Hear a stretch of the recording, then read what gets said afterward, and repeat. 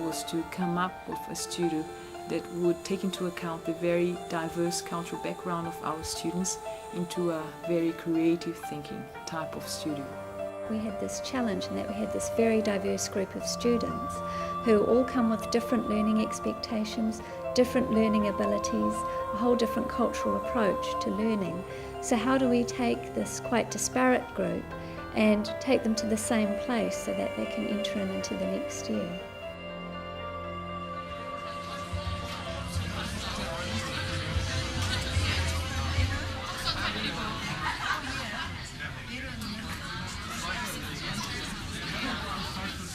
Ocean Studio as a generic concept was trying to use teaching and learning as a way of addressing cultural diversity.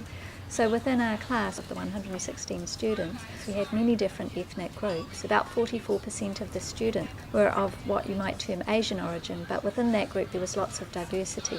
Most of them were Chinese, but we also had Malaysian students and Taiwanese students. The next biggest ethnic group is Pākehā or European New Zealanders, which make up about 30%. Then we have about 8% Māori and Pacific Island, evenly divided.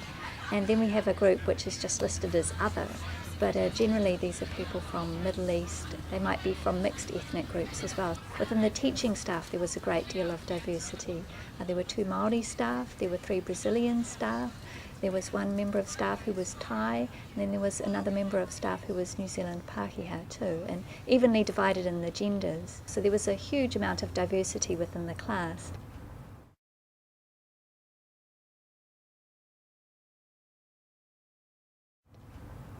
We wanted to capture cultural diversity in a way that was meaningful to the group.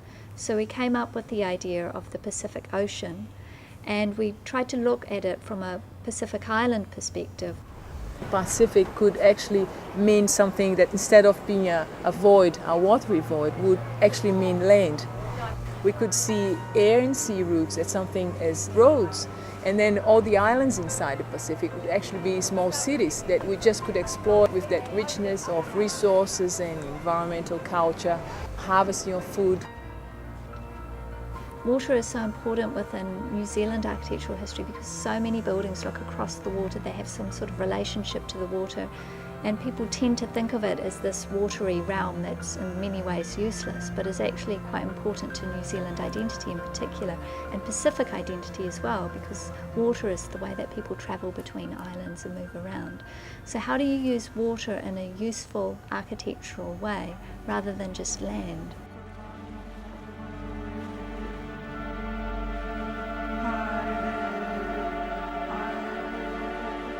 It's okay, Paka.